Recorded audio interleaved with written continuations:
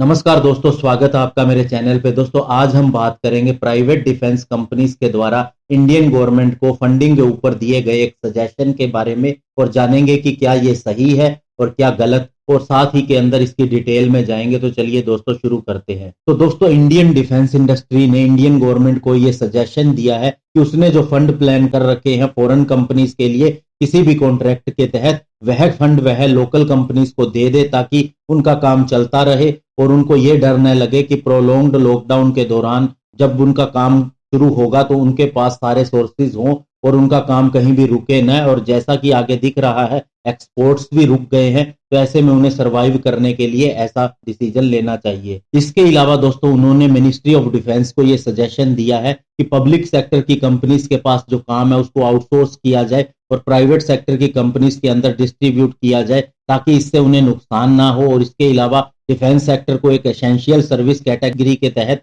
Recognise किया जाए ताकि डिफेंस इकोसिस्टम के अंदर कोई भी दिक्कत ना आए। और दोस्तों लोकल कंपनीज के अंदर अपने हाईली स्किल्ड वर्कफोर्स को भी रिटेन करके रखना जरूरी है। इसके लिए उनके ऊपर बहुत ज्यादा प्रेशर है और उसके हिसाब से उनके दिमाग में यह भी संभावना है कि गवर्नमेंट आगे जाके डिफेंस स्पेंडिंग को कम करेगी। तो ऐसे में जो फंड उन्होंने यूएस, रशिया, इसराइल और यूरोपियन यूनियन की कंपनीज के लिए रखा है उसे लोकल कंपनीज को रीडायरेक्ट किया जाना चाहिए। और इसके अलावा दोस्तों society of Indian defence manufacturer ने मिनिस्ट्री ऑफ डिफेंस को एक पत्र लिखा और उसके अंदर अपने फेवर में ये कहा है कि जिन फॉरेन कंपनीज के साथ में कॉन्ट्रैक्ट कर रखा है वे भी फरवरी या मार्च से लॉकडाउन में है और जून जुलाई तक उनका लॉकडाउन चलेगा। तो ऐसे में जो उनके लिए फंड रखा गया है, जो उनके साथ कॉन्ट्रैक्ट के तहत उनको दिया जाना है, वो अभी पहले प्लानिंग के हिसाब से नहीं जा सकता। तो उस फंड को लोकल कंपनीज को दिया जाए ताकि वे सरवाइव कर सके। दोस्तों इंडियन डिफेंस बजट का एक बहुत बड़ा हिस्सा ओवरसीज जाता है क्योंकि ये इंपोर्ट के ऊपर डिपेंड है, इसलिए फॉरेन कंपनीज के अंदर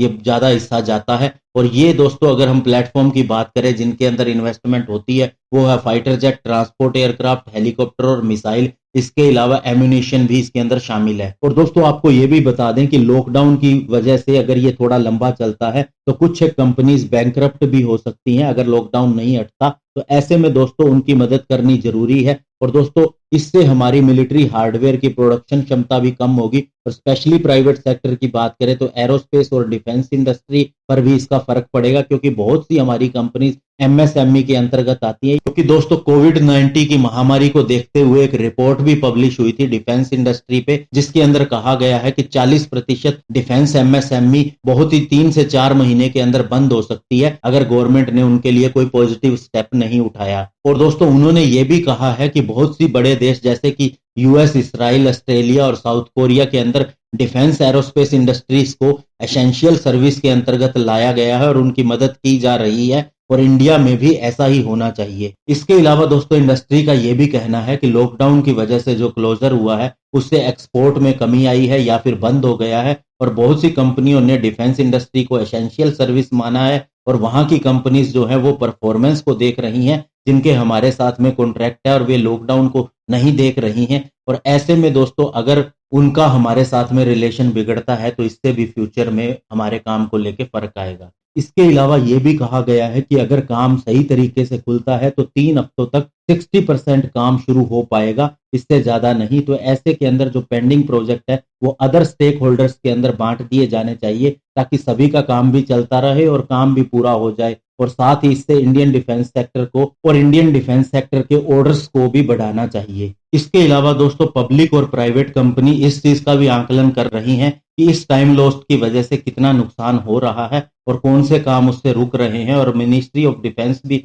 इसके अंदर अपनी गाइडेंस दे रही है और डीआरडीओ और डीपीएसयू भी एक लिस्ट तैयार कर रहे हैं प्रोजेक्ट की जिसके अंदर प्रायोरिटी उन कामों को दी जाएगी जो प्रोजेक्ट पूरे होने वाले हैं या फिर फाइनल स्टेजेस के अंदर है। इसके अलावा दोस्तों इंडस्ट्री ने यह भी रिक्वेस्ट की है मिनिस्ट्री ऑफ डिफेंस से कि जो भी पेंडिंग पेमेंट है चाहे वह डिफेंस पब्लिक सेक्टर पे हो या फिर अन्य किसी सर्विस के ऊपर, उसे जल्दी से जल्दी क्लियर किया जाना चाहिए ताकि जो पैसा आए उससे कंपनीज अपना सर्वाइवल कर सके। और दोस्तों अंत में मैं ये कहना चाहूंगा कि लॉकडाउन चल रहा है तो वो सारी जगह पे चल रहा है, इसके अंदर चाहे कोई भी काम रुकता है तो कोई भी फॉरेन कंपनी ये चीज समझ सकती है, क्योंकि ये सभी के लिए एक जैसा है और सारी इंडस्ट्री के लिए एक जैसा है। और जहां तक बात है कि दोस्तों जो पैसा किसी कॉन्ट्रैक्ट के लिए रखा गया है, तो वो उस कॉन्ट्रैक्ट को हम ये मान के चलते हैं कि पूरा करना ही पड़ेगा, आज नहीं तो कल उसे देना ही पड़ेगा। ऐसे में गवर्नमेंट डायरेक्टली किसी का पैसा दूसरी इंडस्ट्री के अंदर या दूसरी कंपनी के अंदर ट्रांसफर नहीं कर सकती।